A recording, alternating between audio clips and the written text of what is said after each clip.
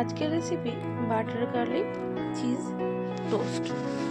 তো butter garlic cheese টোস্টের recipe একদম perfect দোকানের মতো তৈরি করতে কী কী লাগে না লাগে একদম সব সহজ পদ্ধতিতে আজকে আমি শেয়ার করব।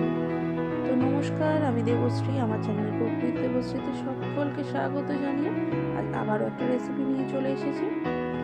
আজকে রেসিপির জন্য বেশ কিছু গার্লিক আমি ছাড়িয়ে নিয়েছি। এখানে প্রায় 15-20 পিস রসুন আছে, যেটা খুব অল্প তেলে আমি একটু রোস্ট করে নেব। গোল্ডেন কালার হওয়া অবধি আমি রোস্ট করব। এখানে হাফ টিস্পুনেরও কম তেল আছে, সেই তেলটা দিয়ে আমি রোস্ট করে নিচ্ছি রসুনটা। আর যা যা উপকরণ লাগবে সেটা আমি আপনাদের সঙ্গে শেয়ার করতে থাকবো যে সময় রেসিপিটা শেয়ার করব। চলুন রসুনটাকে একটু রোস্ট করে নিই।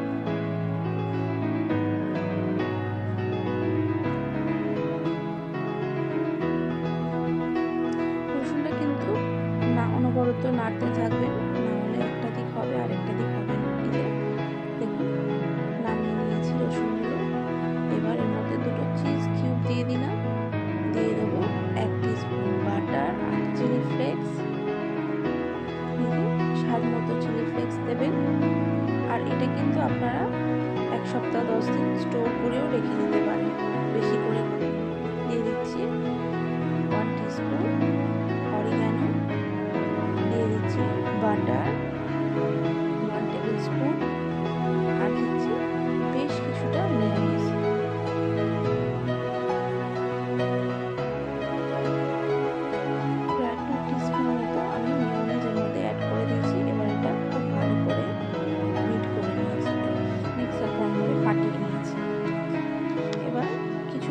রেডি করে নিয়েছি, চিজটা গ্রেট করে নিয়েছি, এটা প্রসেস চিজ।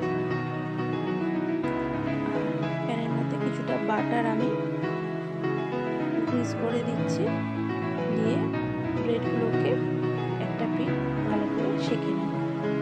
একটু ক্রিস্পি করেই সেঁকে নেব। লো ফ্লেমে করবেন, তাহলে কিন্তু ক্রিস্পিটা ভালো হবে আর খেতেও ভালো হবে, পুড়ে যাওয়ার চান্স থাকবে না।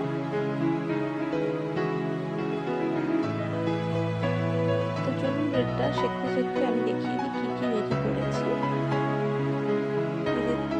দেখুন ঠিক এইভাবে আমি সেঁকে নিয়েছি।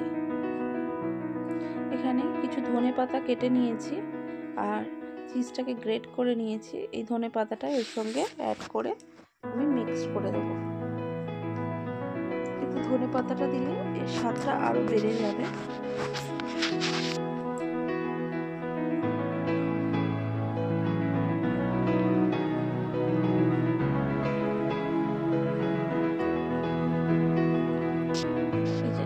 মিক্স হয়ে গিয়েছে। এবার যে দিকটা আমি রুটি সেঁকে নিয়েছিলাম সেই দিকটার মধ্যেই কিন্তু এই ব্যাটারটা লাগিয়ে দিচ্ছি।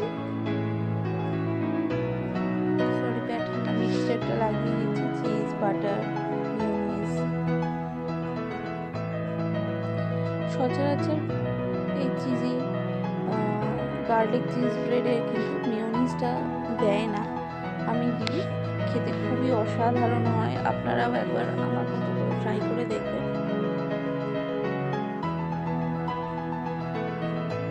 সবগুলো ব্রেডে ইকুয়ালি লাগিয়ে নেব।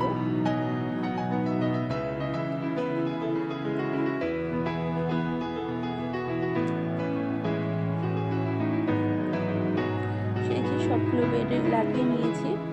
এবার প্যানের মধ্যে আবারও কিছুটা বাটার আমি গ্রিস করে দেব।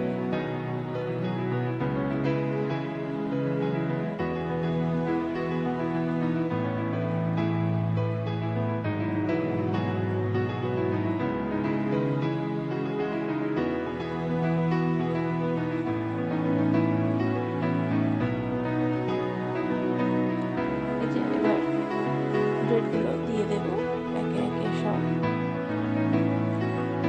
ব্রেডগুলো দেওয়ার পর যে গ্রেটেড চিজটা আমি রেখেছি গ্রেট করে, সেটা আমি ব্রেডের উপর ছড়িয়ে দেব।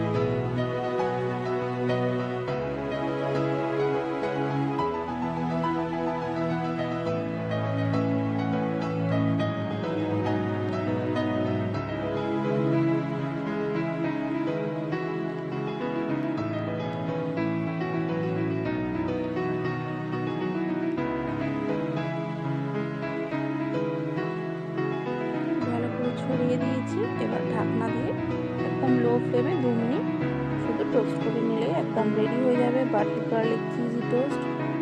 তো চলুন দেখুন কি সুন্দরভাবে চিজগুলো মেল্ট করে গেছে, আর খেতেও কিন্তু অসাধারণ স্বাদ হয়। চলুন এবার সার্ভ করে দিই।